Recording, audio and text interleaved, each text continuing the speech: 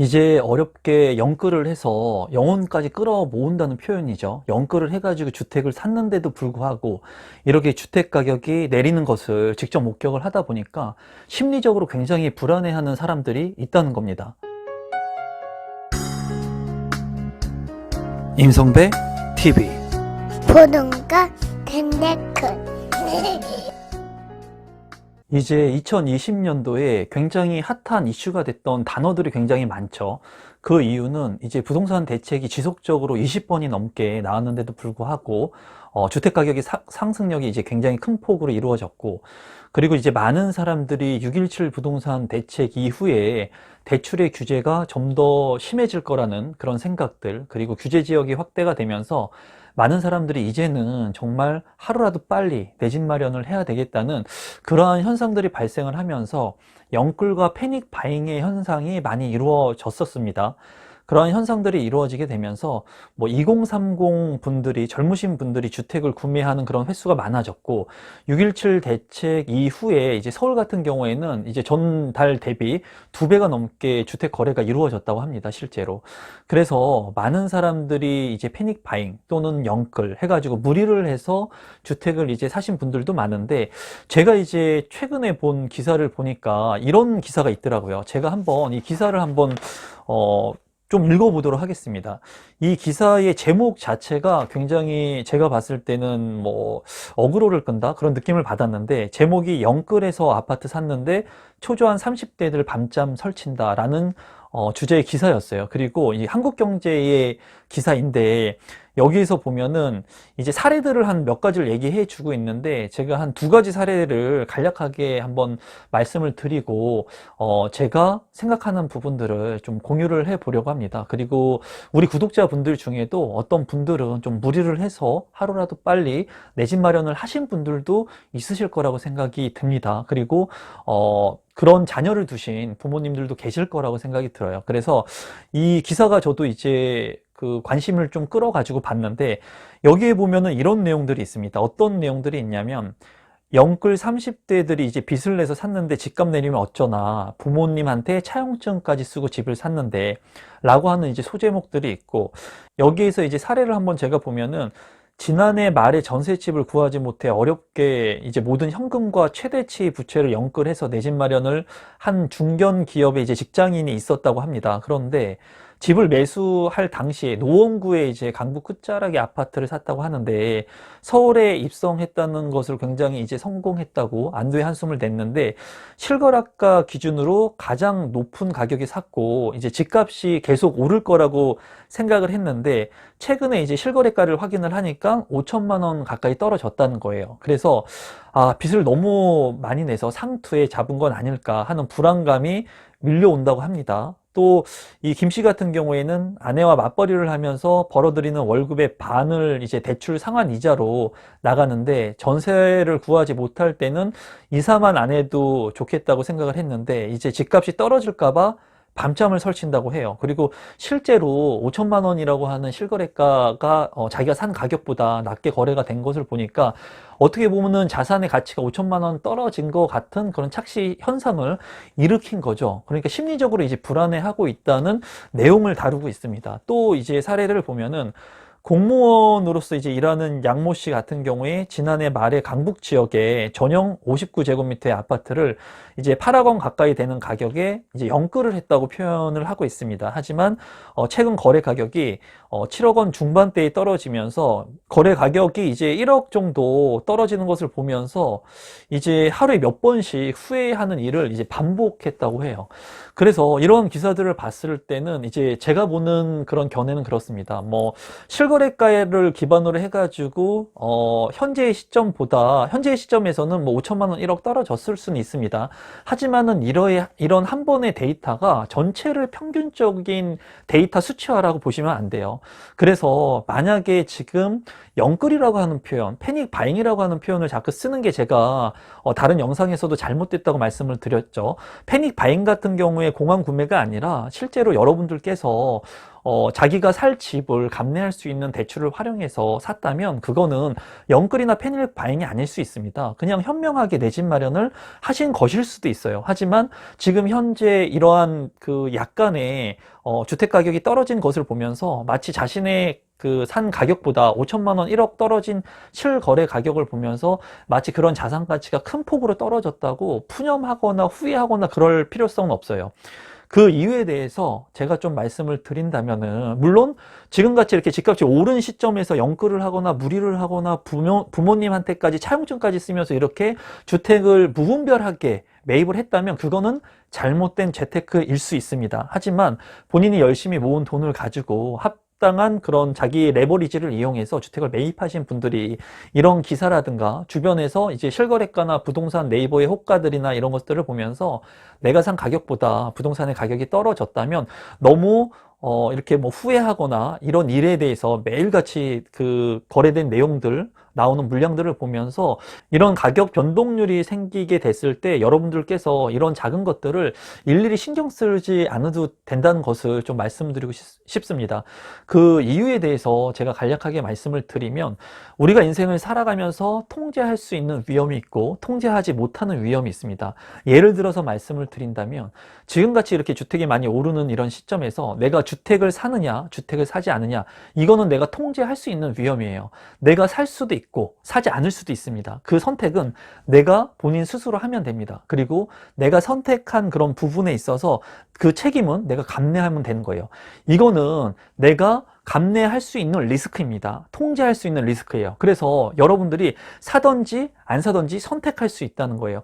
그런데 우리 구독자분들께서 또는 누군가는 무리를 좀 다소 해가지고 주택을 샀다는 거예요. 주택을 샀는데 이 주택을 사고 난 다음에 이런 신문 기사나 언론 매체나 실제로 가격이 떨어지는 현상들을 여러분들이 느끼게 되면은, 이 주식도 똑같죠. 이렇게 많이 큰 폭으로 오르다가 가격이 많이 떨어지게 되면은 더 떨어질까 봐 이 주식을 팔게 된다는 거예요. 손절이라고 하죠. 하지만 이 손절이 마치 그냥 단순히 가격 변동률에 의한 손절은 좋은 손절이 아닙니다. 만약에 내가 가지고 있는 주식의 가치가 향후에 미래 비전이 있고, 그리고 이 가치가 오를 것이라고 하는 그런 개발에 대한 비전 같은 것들이 있다면, 그리고 지금까지 우량 코스피라서 지속적인 개발을 이루어지고 배당을 지속적으로 해준 그런 믿을 수 있는 기업이라면 내가 이거를 가지고 갈 수가 있겠죠. 그런데 대다수의 사람들은 지금 현상만을 보고 현재의 가격만을 보고 이 변동 리스크를 보고 던지는 경향들이 많다는 거예요. 이거는 제가 봤을 때는 부동산도 그렇습니다. 지금같이 이렇게 주택 가격이 조금 만약에 떨어졌다, 실제로 뭐 떨어진지 제가 확인은 안 해봤지만 기사에 따르면 실거래 가격이 이렇게 조정받는 지역들이 있겠죠. 한 건 정도는 지금 많이 오른 가격보다 떨어진 가격에 거래가 된 곳들이 있으니까, 이런 만약에 곳들이 있었을 때 이거는 앞으로의 부동산 시장 여러분들이 통제할 수 있습니까? 이거는 통제하지 못하는 위험이에요. 통제하지 못하는 리스크입니다. 이거를 가지고 내가 주택을 잘 샀다 못 샀다 이렇게 푸념할 필요는 없는 거예요. 이제 내가 주택을 샀다면, 내가 만약에 영끌을 했던, 아니면은 뭐 이렇게 많이 오른 가격에서 무리를 했던, 내가 만약에 주택을 샀다면 여러분들께서 하실 일은 일단은 일정 기간 보유를 하셔야지 세금에 대한 혜택을 볼 수가 있죠. 2년 동안 보유를 해야 되지 않습니까? 거주를 하고. 그렇기 때문에 그 기간까지는 여러분들께서 그냥 이 주택 가격이 오르고 내리고 할 것을 신경 쓸 필요가 없어요. 물론 신경이야 쓰이겠지만 초창기에 주택을 매입하거나 부동산 투자를 하신 분들은 많이 신경이 쓰일 겁니다. 그리고 이 주택 가격이 떨어지거나 실거래 가격이 낮아지거나 네이버 호가들이 낮게 나오는 물량들이 있으면은, 아, 내가 이거를 와이프가 반대하는 주택을 괜히 샀나? 부모님이 주택이 떨어진다고 했는데, 정부에서 주택 가격을 잡는다고 했는데 내가 너무 빨리 샀나? 그런 자기 한탄이나 그런 상실감들을 느낄 수 있거든요. 그런데 제가 말씀드리고 싶은 것은, 통제하지 못하는 위험을 가지고 그런 잘 자란 것에 신경을 쓰기보다는 여러분들께서 대출을 이제 실행을 하셨으면 내가 이 대출금을 어떻게 줄여야 될 것인가, 내가 대출이 만약에 예를 들어서 5억짜리 아파트에 2억 5천의 대출을 끼고 샀다면 2억 5천의 대출이 있는데 이 2억 5천의 대출을 내가 이제 어떻게 줄여 나갈 것인가에 대해서 더 집중하시는 게 맞고, 내가 만약에 이 2억 5천의 대출을 줄이기 위해서 지금 당연히 소비 절제를 줄여야겠죠. 소비 절제를 줄이는 것만큼 대출을 상환할 수가 있으니까. 또한 이 대출을 더 많이 상환하기 위해서는 내가 하고 있는 업무의 역량을 넓혀가지고 내가 대리면 과장이 되기 위해서 노력을 해야 될 거고, 과장 과장이면 차장이 되기 위해서 노력을 해야 되겠죠. 회사의 업무 역량들을 통해서 내 가치를 높일 수 있는 그런 부분들을 여러분들이 신경 써가지고 집중하셔야 되고, 그 외에 직장 생활을 하고 있다면 직장 생활 이외의 것을 통해서 내가 수익을 다각화해가지고 이 대출을 상환할 수 있는 능력들을 기르기 위해서 시간에 집중하시는 것이 좋다라는 거예요. 그래서 지금 현재 주택을 내가 연끌을 해가지고 무료를 해서 매입을 하신 분들도 있을 거고, 또 아파트 청약을 통해서 내 집 마련하신 분들도 있을 거예요. 그런 분들은 제가 봤을 때 이제 향후 몇 년 동안 주택 가격이 내릴 건지 오를 건지 신경 쓰기보다는 내가 지금 할 수 있는 일이 무엇인가, 이 대출금을 줄일 수 있는 일이 무엇이고, 그리고 내가 어떻게 수익을 넓혀가지고 다각화해가지고 이 대출금을 빨리 상환할 수 있을 것인가, 그런 부분에 대해서만 집중하시면 돼요. 하지만 많은 사람들은 집중해야 되지 않을 일에도 너무나 집중을 한다는 거예요. 이 주택 가격이 오르고 내리고, 지금 내린다고 해가지고 팔 수 있습니까? 세금 때문에 못 판다는 거예요. 그렇기 때문에 여러분들께서 이런 시황을 보면서 그런 가격 변동률을 체크하는 것은 좋지만은, 이런 거에 너무 집중을 하셔가지고 뭐 여기 기사에서 보면은 후회했나? 뭐 10번씩 지금 후회한다고 하지 않습니까? 이런 부분들의 마인드를 가지고 있는 것은 이제 기본적인 재테크 마인드를 정립하지 못한 상태에서 이런 주택들을 매입했기 때문이라고 생각을 합니다. 그래서 제가 여러분들한테 말씀드리고 싶은 것은, 더 혹시라도 연끌을 해서 패닉 바잉을 해서 주택을 구입하신 분들이 이 영상을 보실 수도 있습니다. 제 영상을 지속적으로 보신 구독자분들이 아니더라도 이제 뭐 알고리즘에 의해 가지고 이 영상을 우연히 보시는 분들도 있을 건데, 너무 만약에 내가 선택을 해서, 그리고 통제할 수 있는 리스크에서 주택을 사야겠다고 내가 결심을 해서 사신 분들 같은 경우에는, 일단 이 주택의 가격이 떨어질지 오를 것에 대한 그런 부분에 대해서 너무 민감하게 판단하지 마시고 생각하지 마시고, 이제 제가 얘기한 대로 지금부터 어떻게 할 것인가에 대한 부분들을 좀 집중하셔가지고 자기의 역량들을 넓혀 가시면 됩니다. 그렇게 넓혀 가시면 되고, 향후에 이런 주택 가격들이 조정을 받을 수도 있어요. 그리고 올라갈 수도 있습니다. 그래서 가장 중요한 것은 제가 누누이 얘기하지만은 입지가 중요하다는 거죠. 입지가 좋은 곳에 아파트를 만약에 여러분들께서 매입했다면 그 아파트의 가격은 가격 하락 방어를 할 겁니다. 그렇기 때문에 별 문제가 되지 않아요. 향후에도 문제가 되지 않습니다. 입지가 좋은 아파트는 누구나가 다 원하기 때문에 그 아파트를 받아줄 수 있는 수요층들은 늘 존재한다는 거예요. 하지만은 제가 얘기했다시피 입지가 중요한데, 이렇게 패닉 바잉을 내 집 마련을 했을 때 입지가 좋지 않은 외곽 지역, 그리고 가격이 싸다는 이유만으로 외곽 지역의 주택을 구입하신 분들은 만약에 경기 변동에 의해서 하락 국면이나 침체 국면이 오게 됐을 때는 그러한 아파트부터 가격들이 떨어지게 될 겁니다. 그리고 그런 아파트의 가격들은 칼날같이 떨어지게 될 거예요. 그때 됐을 때는 후회를 할 수도 있습니다. 그렇기 때문에 지금 현재의 패닉 바잉으로 인해서 이런 기사들을 보면서 좀 초조하고 고민하시는 분들은 일단 일정 기간 동안은 지금 여러분들이 선택할 수 있는 것은 이런 것들을 민감하게 반응하기 보다는 내가 대출금을 상환하고 지금의 현 상황을 유지하고 본인의 업무 역량들을 늘릴 수 있는 부분에 대해서 좀 고민을 깊게 해 보시면 좋겠고, 그리고 제 영상을 보고 구축의 아파트를 매입하려고 하시는 분들도 많고, 그리고 메일을 주시는 분들도 상당히 많습니다. 제가 일일이 다 답변은 못 드리지만, 그런 분들, 지금이라도 주택을 구입하는 거에 대해서 고민을 하시는 분들이라면 외곽 지역에 있는 그러한 주택들을 가격이 싸다고 무분별하게 매입할 것이 아니라, 다소 비싸더라도, 제가 항상 얘기하는 거죠.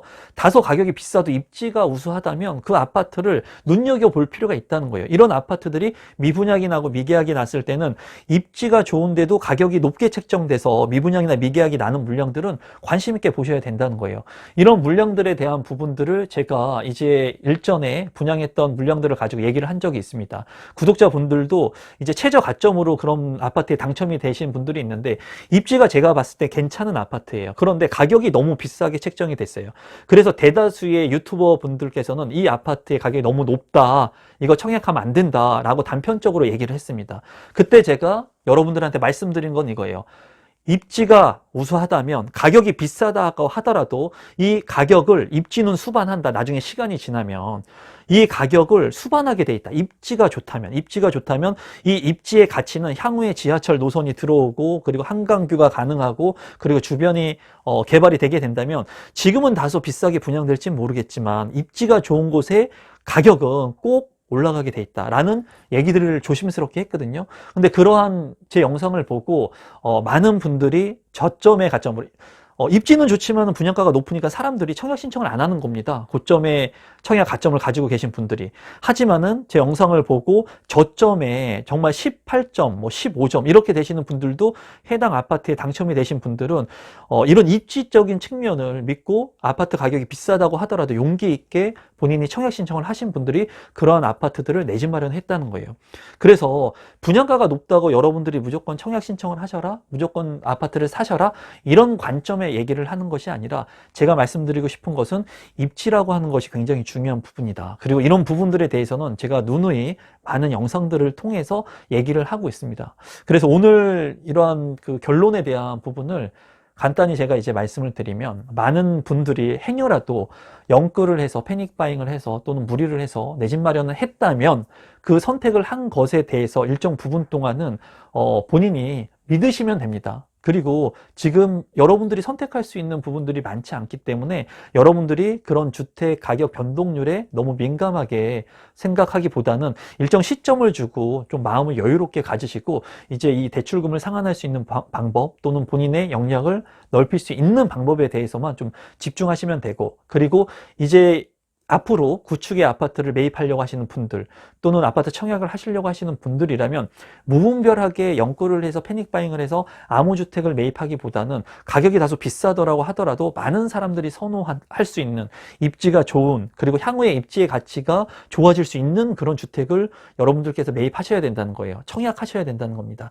지금 같은 경우에 너무나 청약 경쟁률이 치열하다 보니까 대다수의 많은 분들이 입지가 안 좋은 곳의 아파트를 그냥 덜컥 신혼부부 특별 공급이라든가 생애 최초 특별 공급 이런 것들을 귀중한 그런 기회들을 써가지고 버리시는 그런 경우들도 상당히 많습니다. 정말 너무나 안타깝습니다. 그러니까 여러분들께서 청약을 하거나 이런 주택의 내 집 마련을 하실 때는 입지에 대한 측면들을 다시 한번 좀 생각해 볼 수 있는 그런 기회들이 되셨으면 좋겠고, 주택을 매입하시려고 하시는 분들도 다시금 한번 생각해 볼 수 있는 계기가 됐으면 좋겠습니다. 그리고 주택 가격이 지금 뭐 떨어진다 해가지고 이미 사신 분들은 내가 살 집 한 채는 반드시 있어야 된다고 제가 누누이 얘기하죠. 그리고 부동산은 시간을 사는 것이라고 제가 말씀을 드립니다. 시간이 지나게 된다면 여러분들이 그래도 입지가 괜찮은 곳에 아파트를 샀다면, 다소 무리를 해서 샀다면 그 아파트의 가격을 입지가 수반해서 따라가게 될 것입니다. 그러니까 여러분들이 가지고 있는 삶을 열심히 하나하나 잘 살아가시면서 기다리시면 될 것 같습니다. 오늘은 좀 제가 그 기사를 보면서 많은 분들이 조금 두려워할 수도 있고 영끌에서 패닉 바잉해서 사신 분들이 불안해 하실 수도 있을 것 같은데, 이미 그런 선택, 통제를 할 수 있는 부분에 대해서 사신 분들은 이제는 통제할 수 없는 위험이기 때문에 여러분들께서 할 수 있는 부분만 해 나가시면 돼요. 이 아파트 가격을 여러분들이 끌어올리거나 내릴 수 없기 때문에 그런 부분에 대해서 너무나 민감하게 반응할 필요는 없다고 생각을 합니다. 오늘도 제 영상을 끝까지 시청해 주셔서 진심으로 감사드리고, 오늘 이 영상이 많은 분들한테 조금이라도 도움이 되셨으면 좋겠고, 이 마음의 안정이 굉장히 중요합니다, 여러분. 그러니까 본인 스스로 본인을 통제하고, 주가가 많이 출렁이고 부동산 가격이 뭐 이렇게 많이 떨어진다고 하더라도 본인이 본인 스스로의 마음을 잘 통제할 수 있는 그런 능력들, 재테크 마인드들을 키우는 게 굉장히 중요하고, 그런 마인드를 정립하기가 꽤나 오랜 시간이 걸립니다. 그렇기 때문에 그런 부분들을 여러분들이 시간이 지나면서 하나하나씩 여러분들 걸로 만드셨으면 좋겠고, 이제 그런 부분들이 적금에 대한 부분들도 있고, 제가 이제 영상들을 이제 찍는 많은 부분들의 내용들을 담고 있는 겁니다.